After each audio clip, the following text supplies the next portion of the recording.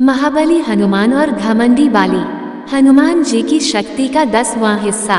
रामायण के इस प्रसंग से हमें सीख मिलती है कि हम कितने भी शक्तिशाली हो जाएं, कितने भी धनवान हो जाएं, पर हमें घमंड नहीं करना चाहिए। किष्किंधा नरेश बाली के विषय में तो सभी जानते हैं। बाली और सुग्रीव दोनों भाइयों को ब्रह्मा जी की संतान माना गया है। रामायण के अनुसार बाली को उसके धर्मपिता इंद्र से एक स्वर्ण हार प्राप्त हुआ था। इस हार की शक्ति अजीब थी। इस हार को ब्रह्मा जी ने मंत्रयुक्त कर यह वरदान दिया था कि इसको पहनकर बाली जब भी रणभूमि में अपने दुश्मन का सामना करेगा तो उसके दुश्मन की आधी शक्ति क्षीण हो जाएगी और यह आधी शक्ति बाली को प्राप्त हो जाएगी। इस कारण से बाली लगभग अजेय था। बाली को अपने बल पर बहुत घमंड था, जिसके चलते वो इधर उधर सभी को चुनौती देता रहता था। एक दिन बाली अपने ताकत के मद में चूर एक जंगल में जोर जोर से चिल्ला रहा था, पेड़ पौधों को तिनके के समान उखाड़कर फेंक रहा था और बार बार स्वयं से युद्ध करने की चेतावनी दे रहा था और कह रहा था कि है कोई जो बाली से युद्ध करने की हिम्मत रखता हो, है कोई जो अपने माँ का दूध पिया हो, जो बाली से युद्ध करके बाली को हरा दे। उसी समय जंगल के बीच हनुमान जी तपस्या कर रहे थे।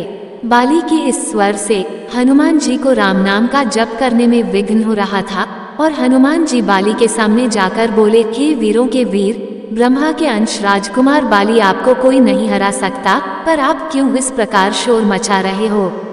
हनुमान जी ने बाली से अपने बल पर घमंड न करते हुए राम नाम का जाप करने की सलाह दी, जिससे बाली क्रोधित हो गया।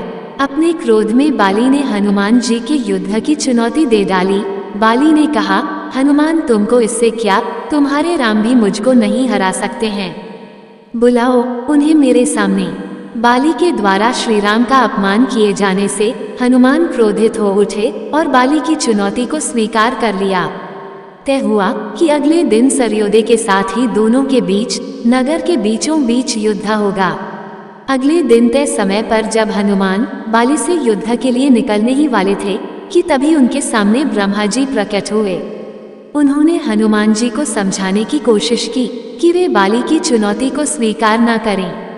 तब हनुमान जी ने कहा कि हे प्रभु, जब तक बाली मुझे ललकार रहा था तब तक तो ठीक था, पर उसने मेरे प्रभु श्री राम का अपमान किया है। मैं इस युद्ध से अब पीछे नहीं हटूंगा। इस पर ब्रह्मा जी ने कहा कि हे हनुमान, ठीक है, आप इस युद्ध के लिए जाओ, पर अपनी शक्ति का 10वां भाग लेकर ही जाओ। इस पर हनुमान जी ने ब्रह्मा जी का मान रखते हुए उनकी बात मान ली और अपनी शक्ति का 10वां भाग लेकर युद्ध स्थल पहुँचे। दंगल के मैदान में कदम रखते ही वरदान के मुताबिक हनुमान जी की आधी शक्ति बाली के शरीर में चली गई। जैसे ही हनुमान जी की शक्ति बाली के शरीर में प्रवेश हुई, उसके शरीर में हलचल पैदा होने लगी। उसे लगने लगा जैसे उसका शरीर अभी फट जाएगा। तभी वहां ब्रह्मा जी प्रकट हुए और उन्होंने बाली को युद्ध स्थल से कोसों दूर जाने के लिए कहा। बाली को कुछ समझ नहीं आया और वो भागने लगा।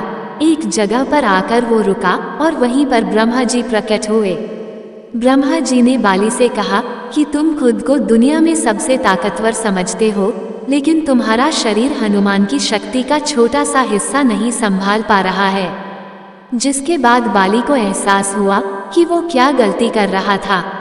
उसने हनुमान जी को दंडवत प्रणाम किया और बोला, अथाह बल होते हुए भी हनुमान जी शांत रहते हैं और राम भजन गाते रहते हैं, और एक मैं हूँ जो उनके एक बाल के बराबर भी नहीं हूँ, और उनको ललकार रहा था।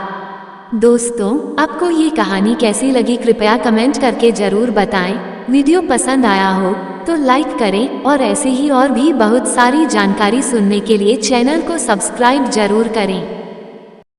सब्सक्राइब टू ज्ञान विद गर्विता, कहानियों का ज्ञान सागर।